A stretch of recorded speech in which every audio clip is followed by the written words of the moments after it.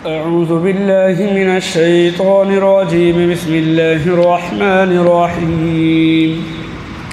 وإذ قلنا للملائكة اسجدوا لآدم فسجدوا إلا إبليس أبى واستكبر وكان من الكافرين. وقلنا يا آدم اسكن أنت وزوجك الجنة وكلا منها رغدا حيث شئتما ولا تقربا هذه الشجرة فتكونا من الظالمين. فأزلهما الشيطان عنها فأخرجهما مما كانا فيه وقلنا اهبطوا بعضكم لبعض عدو وَلَكُمْ فِي الْأَرْضِ مُسْتَقَرٌّ وَمَتَاعٌ إِلَىٰ حِينٍ. اس سورہ بقرہ کی آیت نمبر 35، آیت نمبر 36، آیت نمبر 34، آیت نمبر 35 اور آیت نمبر 36 کی تلاوت ہوئی ہے،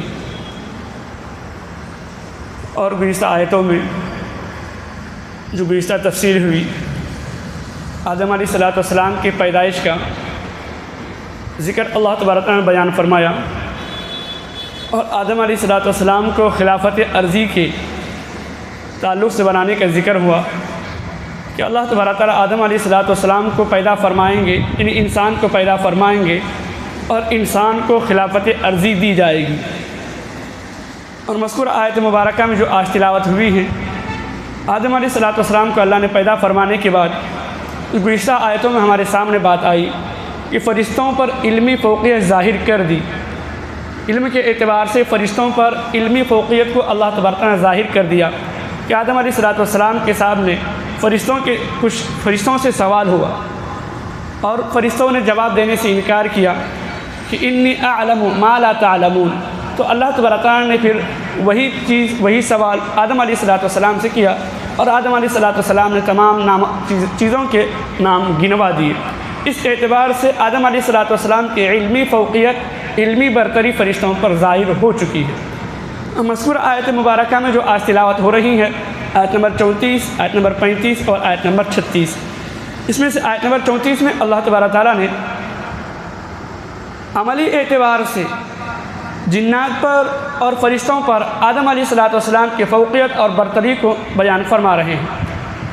کہ جو پہلی آیت مبارکہ ہے، اس آیت مبارکہ میں اللہ تبارک تعالیٰ نے اس بات کو بیان فرمایا ہے کہ جب آدم علیہ السلام کو بنایا گیا، پیدا کیا گیا، اور جب پیدا کرنے کے بعد اللہ تبارک تعالیٰ نے آدم علیہ السلام کے سامنے فرشتوں کو اور جنات کو سجدہ کرنے کا حکم دیا.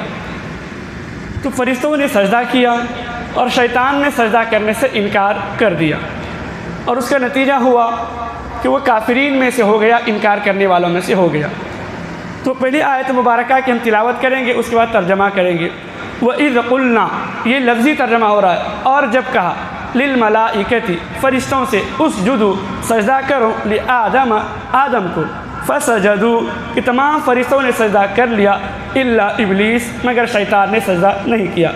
آبا، اس نے نہ مانا، وَاسْتَكْبَرَ، اور تکبر کیا، وَكَانَ مِنَ الْكَافِرِينَ، اور وہ کفر کرنے والوں میں سے ہو گیا، انکار کرنے والوں میں سے ہو گیا. اس آیت مبارکہ میں اللہ تبارک نے 3 باتیں بیان فرمائی ہیں. پہلی بات کہ فرشتوں کو سجدہ کرنے کا حکم دیا گیا. دوسری بات فرشتوں نے سجدہ کیا. تیسری بات شیطان نے سجدہ کرنے سے انکار کیا اور تکبر کیا. اس آیت مبارکہ کے ذریعے سے یہ سبق ہمیں حاصل ہوا. اس آیت مبارکہ کے تعلق سے مفسرین نے بیان فرمایا ہے کہ جب آدم علیہ السلام کا صرف جسد خاکی تیار کیا گیا تھا، ابھی اس میں روح نہیں ڈالی گئی تھی، اس کے اندر بھی جان نہیں ڈالی گئی تھی، تو ابلیس فرشتوں کی ایک جماعت کے ساتھ اس کا گزر آدم علیہ السلام کے جسم کے پاس سے ہوا، جہاں پر ابھی کیا ہے جسم بنایا گیا تھا. اور وہاں پر جب اس نے دیکھا کہ آدم علیہ السلام کا جسم یہاں پر کیا ہے کھڑا ہوا ہے، اور ایک مخلوق نئی تیار ہو رہی ہے، بنائی جا رہی ہے، تو فرشتوں سے اس نے سوال کیا کہ رکو، اگر اس نئی مخلوق کو ہم پر فوقیت دی گئی اور ہمارا حاکم بنایا گیا تو تم کیا کرو گے؟ فرشتوں نے کہا کیا کرنے کی کیا بات ہے، جب اللہ تبارک و تعالیٰ اس مخلوق کو ہم پر فضیلت دیں گے، فوقیت دیں گے اور ہم پر حاکم بنائیں گے تو ہم اس مخلوق کی سراسر اطاعت اور فرما برداری کریں گے، انکار کا سوال ہی پیدا نہیں ہوتا. لیکن شیطان نے، ابلیس نے دل ہی دل میں کہا کہ میں تو اس مخلوق پر فوقیت حاصل کرنے کی کوشش کروں گا، اس کی تابعداری کو قبول نہیں کروں گا۔ دل ہی دل میں اس نے یہ ٹھان لی۔ جب اللہ تبارک تعالیٰ نے آدم علیہ السلام کو بنایا اور ان کے اندر روح ڈالی گئی، تو پھر اللہ تبارک تعالیٰ نے آدم علیہ السلام کے جسم اور روح کے مجسمے کو فرشتوں کے سامنے کیا اور حکم ہوا فَاسْجُدُوا لِآدَمَ کہ اب آدم علیہ السلام کو سجدہ کرو۔ فَسَجَدُوا تمام کے تمام فرشتوں نے سجدہ کیا الا ابلیس مگر ابلیس نے سجدہ کرنے سے انکار کر دیا۔ ابا اس نے انکار کیا، واستکبر اور کیا ہے تکبر کی وجہ سے اس نے انکار کیا اور تکبر کرنے لگا۔ اب یہاں پر یہ بات ہمارے ذہن میں آ سکتی ہے ایک طالب علمانہ طور پر کہ اللہ تبارک تعالیٰ تو حکم دے رہے ہیں فرشتوں کو، جیسا کہ اس آیت مبارکہ سے واضح ہو رہا ہے، وَإِذْ قُلْنَا لِلْمَلَائِكَةِ اسْجُدُوا کہ ہم نے حکم دیا، کہا کہ سجدہ کر فرشتوں کو، کہ سجدہ کرے وہ آدم علیہ السلام کو۔ تو فرشتے تو ابلیس جو ہے وہ جنات میں سے تھا، فرشتوں میں سے نہیں تھا۔ ابلیس جو ہے جنات میں سے تھا، فرشتوں میں سے نہیں تھا، تو اس کو تو سجدہ کرنے کا حکم نہیں دیا جا رہا ہے۔ جب اس نے سجدے سے انکار کیا، سجدہ نہیں کیا، تو اللہ تبارک تعالیٰ کا انکار کہاں ہوا؟ تو مفسرین نے بیان فرمایا ہے اور قرآن مجید کی دوسرے آیت مبارکہ سے یہ بات واضح ہو جاتی ہے، یہ حکم صرف فرشتوں کو نہیں تھا بلکہ جنات کو بھی تھا۔ اس وقت زمین پر دو قسم کی مخلوقات تھی، جنات اور فرشتے، جنات اور فرشتے، اور فرشتے افضل تھے اور جنات ان سے کم درجے کی مخلوق شمار کی جاتی تھی۔ اس لیے اللہ نے حکم دیا فرشتوں کو، اور جنات خود بخود ان کے ماتحت ہونے کی وجہ سے ان کے تابع ہو گئے کہ تمام لوگوں کو سجدہ کرنے کا حکم دیا گیا۔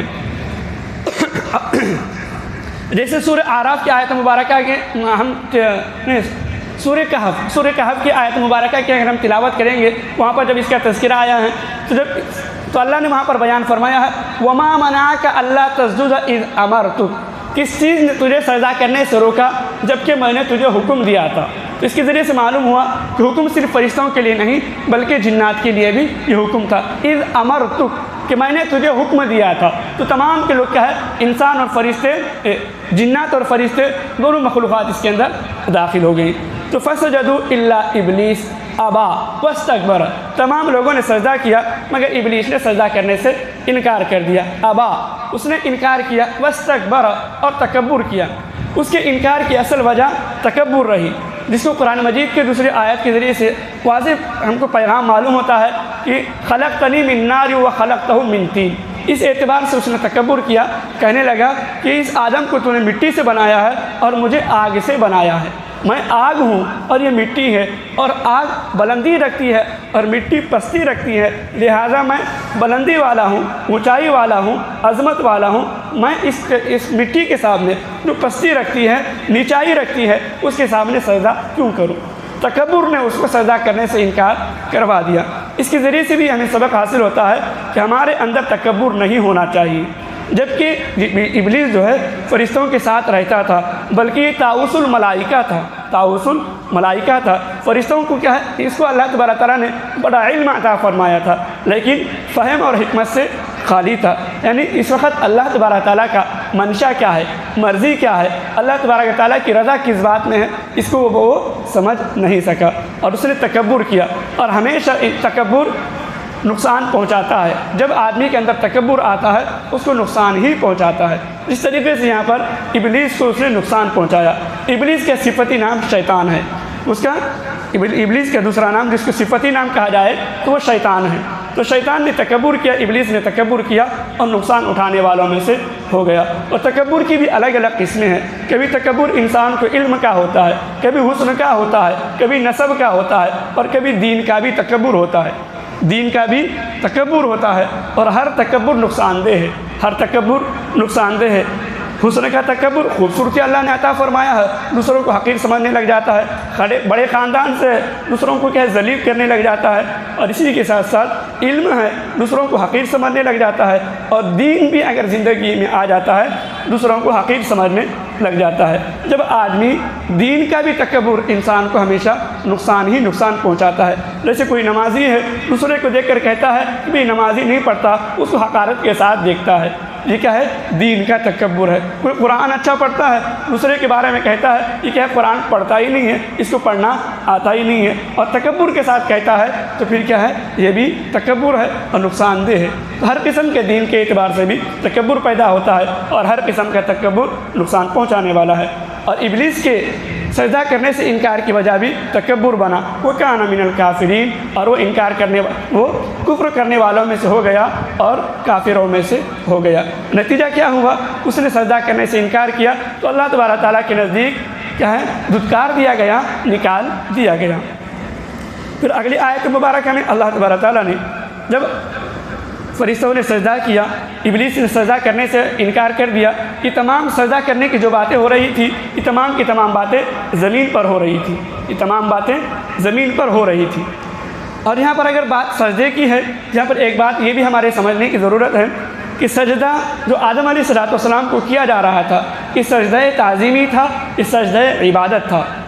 نماز کے اندر جو سجدہ ہے یہ سجدہ عبادت ہے، اور آدم علیہ السلام کو فرشتوں کے ذریعے سے جو سجدہ کروایا گیا یہ سجدہ تعظیمی تھا، یہ سجدہ تعظیمی تھا۔ اور سجدہ تعظیمی سر کو زمین پر رکھنے کو نہیں کہتے ہیں، بلکہ آدمی جھک جائے یہ بھی سجدہ تعظیمی ہوتا ہے۔ جس طریقے سے ہم نے پہلے زمانے کے واقعات سنے ہوں گے، دیکھے ہوں گے کہ لوگ بڑوں کے لیے تھوڑا جھک کر ملا کرتے تھے۔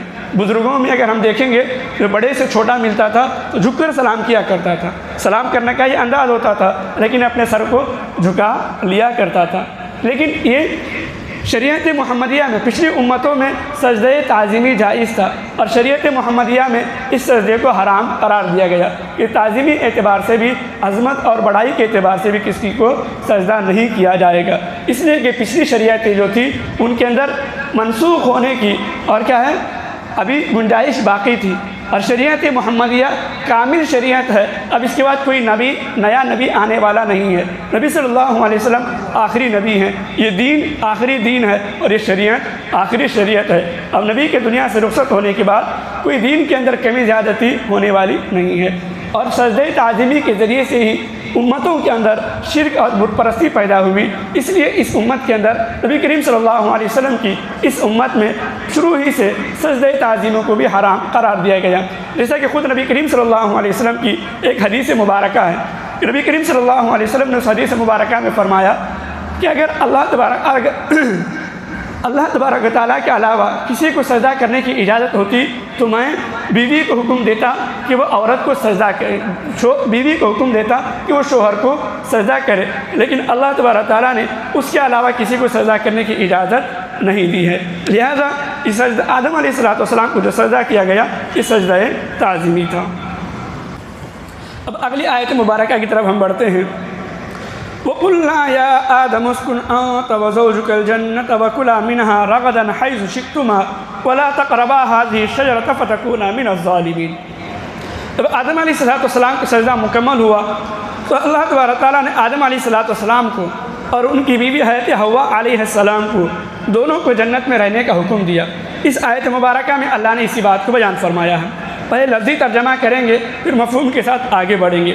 وَقُلْنَا، اور ہم نے کہا، یا آدم، اے آدم، اسکن، رہا کرو، انت و زوجک، آپ اور آپ کی بیوی، الجنہ، جنت میں، وَكُلَا مِنْهَا رَغَدًا، اور کھاؤ اس میں جو چاہو، حَيْثُ شِئْتُمَا، جہاں کہیں سے چاہو، وَلَا تَقْرَبَا، اور قریب مت جانا، هَٰذِهِ الشَّجَرَةَ، اس درخت کے، فَتَكُونَا مِنَ الظَّالِمِينَ، اگر قریب گئے تو تم اپنے اوپر ظلم کرنے والوں میں سے ہو جاؤ گے، خسارہ اٹھانے والوں میں سے ہو جاؤ گے۔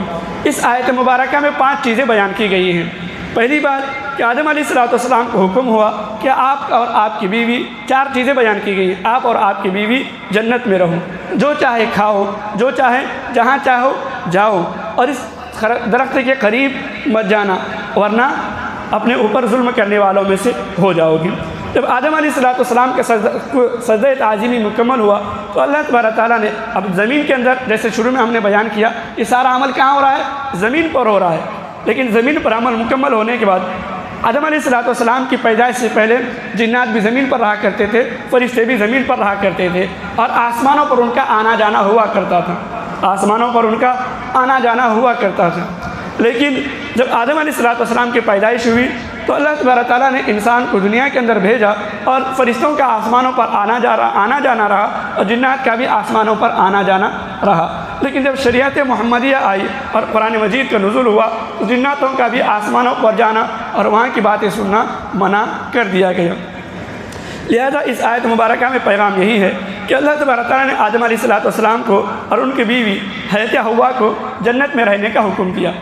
وَزَوْجُكَ الْجَنَّةَ وَكُلَا مِنْهَا رَغَدًا، اور حَيْثُ شِئْتُمَا، اور کھاؤ اس میں جو چاہو اور رہو جہاں چاہو، ولا اس میں سے جو تمہارا جی چاہے، جو تم کو اچھا لگے کھاتے پیتے رہو۔ وَلَا تَقْرَبَا هَذِهِ الشَّجَرَةَ، اور اس درخت کے قریب بھی مت جانا، فَتَكُونَ مِنَ الظَّالِمِينَ، پھر تو تم ہو جاؤ گے ظالم، یعنی اپنے اوپر ظلم کرنے والے اور نقصان اٹھانے والے۔ اب اس آیت مبارکہ کے اندر آدم علیہ السلام کو جنت میں رہنے کا حکم دیا جا رہا ہے، لیکن جنت میں رہنے کا جو حکم دیا جا رہا ہے، جو اللہ نے لفظ استعمال فرمایا ہے وہ اسکن ہے۔ اس کے ذریعے سے یہ سب معلوم ہوا کہ آدم علیہ السلام کو جنت میں رہنے کا جو حکم دیا جا رہا تھا وہ دائمی حکم نہیں تھا، وہ دائمی ٹھکانے کے طور پر نہیں دیا جا رہا تھا، بلکہ وقتی طور پر رہنے کے لیے آدم علیہ السلام کو اللہ تبارک تعالیٰ نے جنت میں رہنے کا حکم دیا تاکہ وہاں کی نعمتوں کی لذتیں حاصل ہو سکے اور وہاں کی نعمتوں سے فائدہ اٹھا سکے۔ اور دونوں کے لیے حکم تھا وَكُلَا مِنْهَا رَغَدًا حَيْثُ شِئْتُمَا وَلَا تَقْرَبَا، اور دونوں بھی مت جانا هَذِهِ الشَّجَرَةَ، اس درخت کے قریب۔ اب یہ درخت کون سا تھا؟ بعض مفسرین نے اس کے تعلق سے گندم کا درخت بیان فرمایا ہے، بعض نے انگور بیان فرمایا ہے، بعض نے انجیر بیان فرمایا ہے، لیکن قرآن مجید نے کہا هَذِهِ الشَّجَرَةَ، اور حدیث کسی مستند حدیث کے ذریعے سے اس کا متعین ہونا معلوم نہیں ہوتا ہے، لہذا جس کو قرآن نے اور حدیث نے مبہم رکھا ہم بھی اس کو مبہم ہی رکھتے ہیں۔ اب کیا درخت تھا؟ اس کے تعلق سے ہمارے استاد محترم جن کے پاس ہم نے ترجمہ قرآن پڑھا، اس سبق پڑھا، حضرت مولانا عبدالجبار صاحب مظاہری دامت برکاتہ عالیہ، اس کا آسان ترجمہ کیا کرتے تھے شجرہ ممنوعہ، کہ منع کیا ہوا درخت۔ ولا تقربا هذه الشجرہ، اس درخت کے قریب بھی مت جانا۔ اب یہاں پر ہمارے ذہن میں بات آئے گی، کیا وہ درخت نقصان دہ تھا، خراب تھا، اس کے کھانے سے کوئی نقصان ہونے والا تھا؟ نہیں، جنت کی ہر چیز مزیدار ہے، ہر چیز فائدہ مند ہے اور ہر چیز اچھی ہے، اس لیے کہ جنت نعمتوں کا گھر ہے۔ لیکن اللہ تبارک تعالیٰ نے صرف اس درخت کو معیار بنایا اطاعت اور عدم اطاعت کا، فرما برداری اور نافرمانی کا، صرف معیار کے طور پر کہا گیا کہ اس درخت کے قریب نہیں جانا ہے، اگر قریب گئے تو جنت سے نکال دیے جاؤ گے۔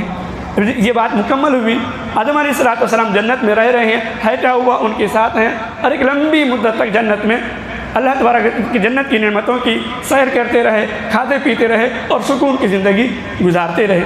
لیکن شیطان آدم علیہ السلام کو سجدہ نہ کرنے کی وجہ سے مردود ہوا تھا، اس کے دل کے اندر آدم علیہ السلام سے بدلہ لینے کی کیا ہے تمنا ہمیشہ باقی تھی کہ آدم علیہ السلام سے میں بدلہ لوں گا، بدلہ لینے کے لیے وہ ہمیشہ موقع کی تلاش میں رہا کرتا تھا۔ اب تو اگلی آیت مبارکہ میں اللہ نے اسی کو بیان فرمایا ہے۔